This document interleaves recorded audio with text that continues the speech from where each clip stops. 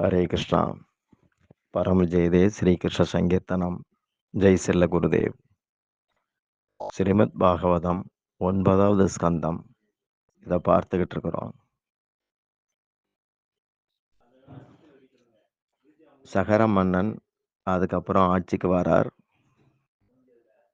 சகரன் உலக நன்மைக்காக பல யாகங்களை நடத்துறார்.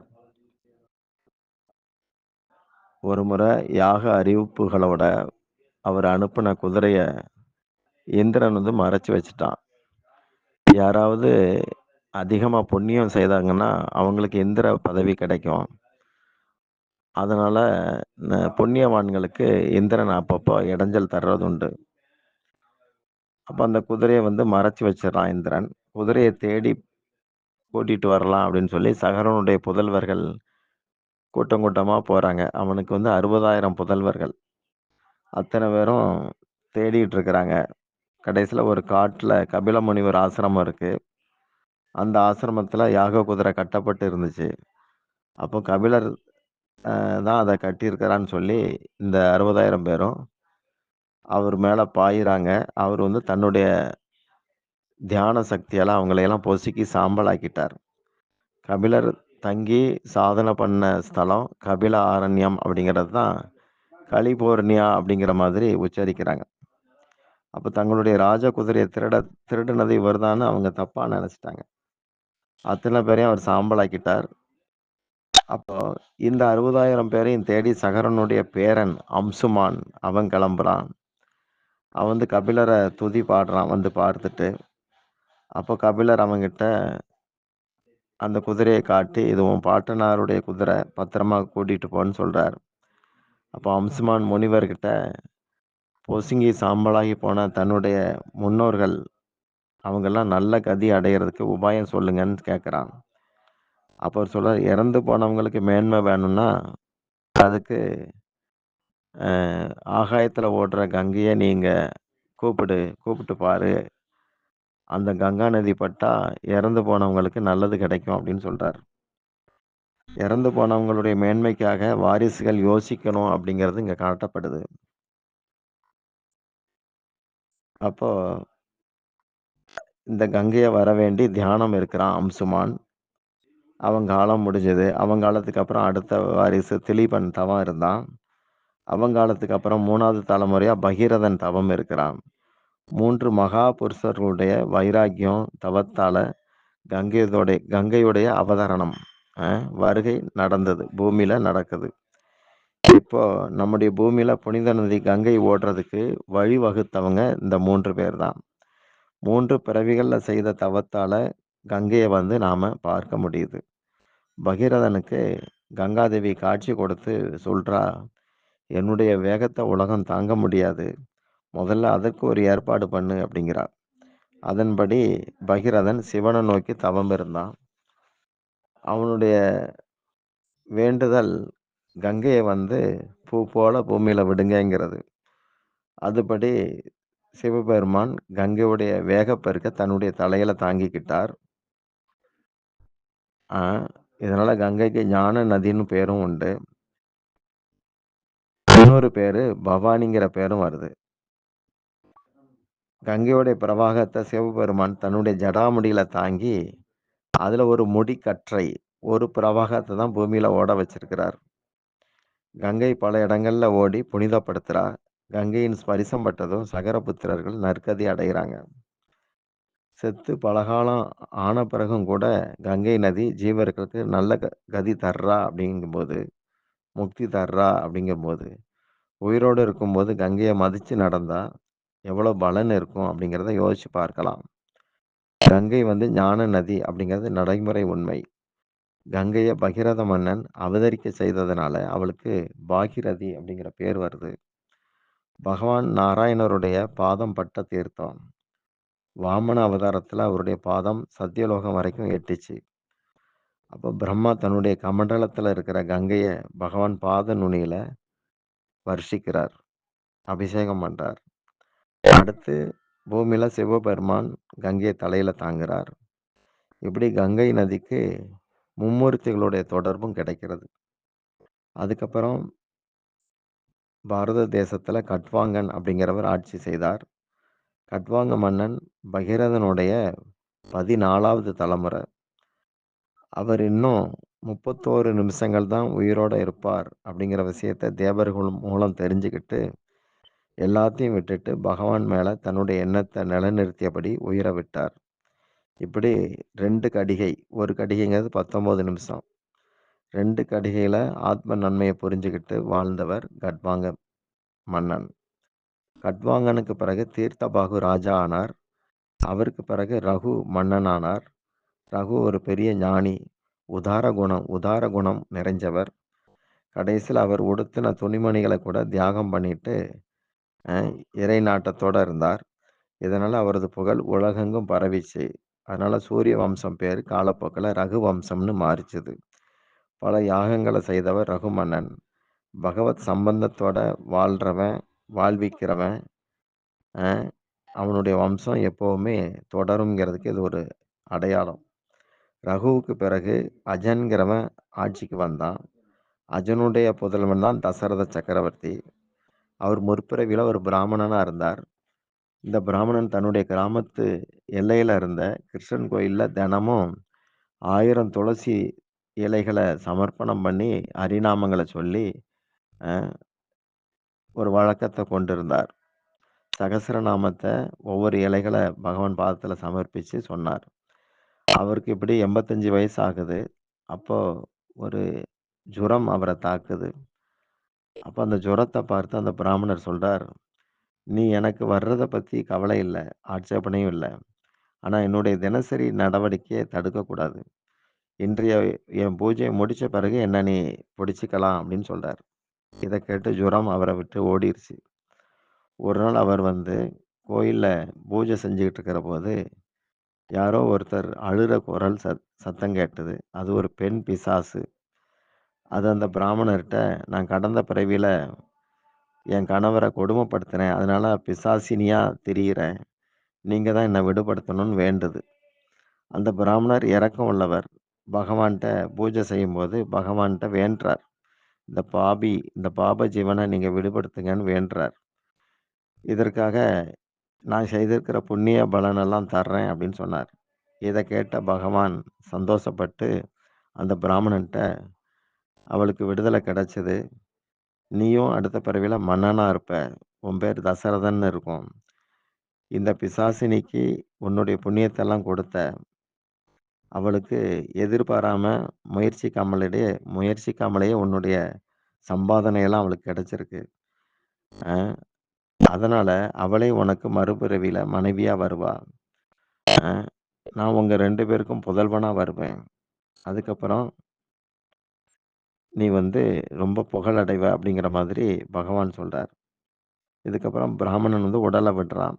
அவன் மறுபிறவியில தசரதனா பிறக்கிறான். 3 ராணிகள். கௌசல்யா, சுமித்ரா, கைகேயி. 3 பேர் இருந்தும் தசரதனுக்கு மக்கள் பேறு இல்லாம இருந்தது. அப்போ குலகுரு வசிஷ்டர்ட்ட முறையிட்டார். "புத்திர காமேஷ்டி யாகம் செய்தா புத்திரன் கிடைப்பான்" அப்படின்னு சொல்லி பரமாத்மாவே கிடைக்கலாம் அப்படின்னு கூட வசிஷ்டர் சொல்றார். மாபெரும் சாதுவான ருஷ்யசிருங்கர் அப்படின்னு ஒருத்தர் இருக்கிறார். அவர வச்சு யாகத்த நடத்து, புத்திர காமேஷ்டி யாகத்தன்னு சொன்னார். பயன் உறுதியா கிடைக்கும்னு வசிஷ்டர் சொல்றார். ருஷ்யசிருங்கர்ங்கிறது விபாண்டக முனிவருடைய மகன். அந்த மகன் பிறந்ததுமே தந்தை வந்து அந்த குழந்தைய தூக்கிட்டு தனியா வந்து காட்டுல எந்த பெண்ணையும் பார்க்காதபடி பொத்தி பொத்தி வளர்த்தார். தந்தையும் பிள்ளையும் தவசீலர்களா இருந்தாங்க. இப்போ தசரதன் வேண்டுகோளுக்கு இணங்க ருஷ்யசிருங்கர் யாகத்த நடத்துறார். யாகத்துல அவிர்வாகத்த அந்தந்த குறிப்பிட்ட தேவர்கள் நேர்ல வந்து போட்டி போட்டு வாங்கிட்டு போறாங்க. 3 வேளையும் காயத்ரி ஜபிக்கிறவன்ட்ட தேவதைகள் மகிழ்ந்து நேரடி தொடர்புல இருக்க ஆசைப்படுறாங்க. அப்போ தேவர்கள் வந்து மந்திரத்தால தான் அவங்களுக்கு சக்தி. ராட்சசர்களுக்கு தந்திரத்தால சக்தி. யட்சர்களுக்கு எந்திரத்தால சக்தி. இப்படி சொல்லப்படுது. ருஷ்யசிருங்கர் யாகத்துல பூர்ணாகுதி செய்றபோது, யாக நாராயணர் மூலமா அக்னி தேவன் அதுல காட்சி கொடுக்கிறார். தசரதன்ட்ட ஒரு தங்க பாத்திரத்துல பால் பாயசம் கொடுக்கிறார். "உன்னுடைய 4 உனக்கு உன்னுடைய மனைவிக்கு இத கொடு. 4 புதல்வர்கள் உண்டாவாங்க. உன் புகழ் இன்னும் பரவும்ன்னு சொல்லி பாத்திரத்த கொடுக்கிறார். பிரசாதத்த வாங்கின தசரதன் தலை மேல வச்சு வணங்கிக்கிறான். அடுத்து அந்த பாத்திரத்த அப்படியே குருகிட்ட தாரான். குரு ஆசீர்வாதம் பண்ணி, "உன்னுடைய தர்ம பத்தினி கௌசல்யாட்ட கொடு" அப்படின்னு சொல்றார். அதுக்கப்புறம் பிரசாதம் பாதி பங்கு கௌசல்யாவுக்கு, மீதி பாதி இரு பங்காக்கி சுமித்ரா, கைகேயி அவங்க ஏத்துக்கிட்டாங்க. இப்ப கைகேயி கொஞ்சம் முரண்பட்டா. "என்கிட்ட முதல்ல தந்திருக்கலாம். நான் தானே ஆசை நாயகி" அப்படின்னு கோபப்பட்டா. இது விஷயமா அவ சச்சரவு பண்ணிட்டு இருக்கும்போது, ஒரு பருந்து பறந்து வந்து அவளுக்கு தரப்பட்ட பாயச பாத்திரத்த தூக்கிட்டு போயிருச்சு. அப்ப மத்த 2 மனைவிகளும் அவளுக்கு புத்திமதி சொன்னாங்க. அந்த பருந்து அஞ்சனாத்திரி மலையில அஞ்சனா தேவி சிவன நோக்கி புத்திரன் வேண்டி தவம் இருந்தா. அவகிட்ட அந்த பாயசத்த தந்துட்டு அந்த பருந்து பறக்குது. அத சாப்பிட்டதுனால அவளுக்கு அனுமன் பிறக்கிறார். கைகேயிய சமாதானம் பண்ணி மற்ற 2 மனைவிகளும் ஒவ்வொரு பங்கு எடுத்து பாயாசம் குடுக்குறாங்க. அதுல 1 தான் அவ சாப்பிட்டா. இப்ப 2 பங்கு சுமித்ராவுக்கு கிடைக்குது. அதனால அவளுக்கு 2 பிள்ளைங்க பிறந்தாங்க. அனுமன் பிறந்தது சுக்லபட்சம் பௌர்ணமி சூரிய உதய வேள. பிறந்ததும் அவருக்கு பசி ரொம்ப இருந்துச்சு.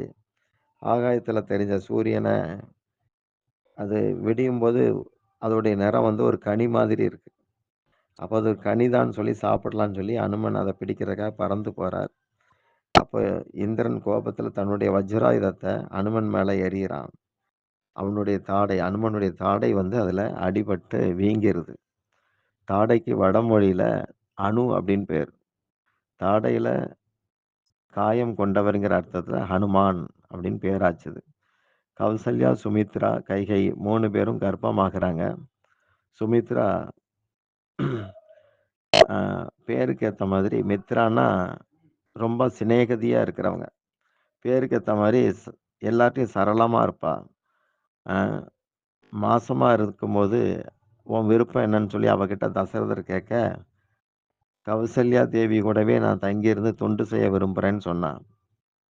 அ தன்னுடைய கணவருக்கு இருக்கிற இன்னொரு மனைவிக்கு தொண்டு செய்றேன் அப்படின்னு ஒருத்தி சொல்றது எவ்வளவு சிரமமானது. இத பற்றி தசரதர் பெருமிதப்பட்டு வசிஷ்டர்ட்ட சொல்ல, அப்ப வசிஷ்டர் சொல்றார், "சுமித்ரா வயித்துல ஒரு பெரிய ஞானி பிறப்பான். சிறந்த தொண்டனாவும் இருப்பான்" அப்படின்னு சொல்றார்.